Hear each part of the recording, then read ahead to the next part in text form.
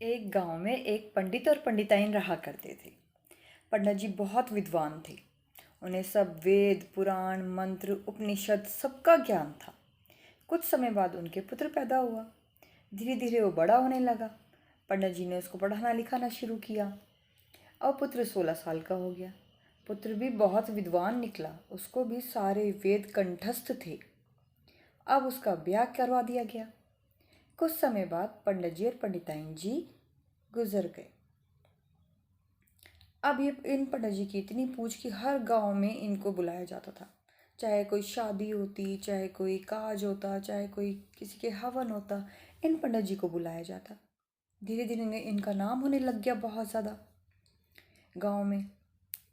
अब जब नाम हुआ तो थोड़ी सी उस हवा में आ गए पंडित जी। तो पंडित जी ने क्या किया, धीरे धीरे पीना शुरू कर दिया। उन्होंने जुआ खेलना शुरू कर दिया। गलत संगत में पड़ गए। बहुत ज़्यादा पैसा आने लगा, बहुत ज़्यादा नाम होने लगा। तो पंडिताइन बहुत दुखी रहने लग गई। उस दिन इस गांव में एक संत महात्मा आए। उन्होंने कहा कि इस गांव में पंडितों का घर है। तो लोग बोले, महाराज पंडितों का घर तो है, एक घर ही है, पर आप उसमें जाना मत, पंडित ना अच्छा नहीं है। तो महाराज बोले, मुझे तो रात को रुकना है और मैं पंडितों के घर में ही रुकूंगा, और आज रात यहाँ पे हो चुकी है, अब मैं आगे किसी दूसरे गांव में नहीं जा सकता, मुझे उस घर में ले चलो। तो लोग ले गए उनको उस घर में। पंडिताइन को देखा उन्होंने।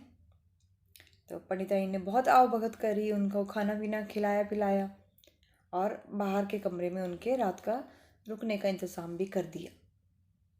पंडित बहुत रात को आया और सो गया अपने घर में। सुबह संत महात्मा जब उठे तो उन्होंने स्नान आदि करने के बाद फिर जब भोजन किया तो उससे पूछा पंडिताइन से कि तुम इतनी उदास क्यों हो। तो पंडिताइन ने बताया कि मेरे पति आपने देख लिए हैं, बहुत ज़्यादा शराब पीते हैं और इस तरह ये जुआ खेलते हैं, ये इनको शोभा नहीं देता। तो उन्होंने कहा कोई बात नहीं, ये सब ठीक हो जाएगा, तुम्हारे ना कुछ समय बाद पुत्र पैदा होगा, बस तुम उसका नाम ना हरि रख देना। बोले ठीक है। अब वो संत महाराज वहाँ से चले गए। कुछ समय बाद इसके पुत्र पैदा हुआ, इसने उसका नाम रखा हरि। अब पंडित जी जब बाहर से आए तो पूछे हरि कहाँ है। पंडित जी जब कहीं जाएं तो पूछे हरि कहाँ है, हरि क्या कर रहा है, हरि कहाँ है। हरि ने खाना खाया। सारे दिन उनके मुख पे हरि हरि हरि। धीरे धीरे उन्होंने शराब पीना छोड़ दिया, जुआ खेलना छोड़ दिया, अच्छे काम करने लगे, अपने बच्चे की पढ़ाई पे ध्यान देने लगे और कुछ समय बाद वो मर गए।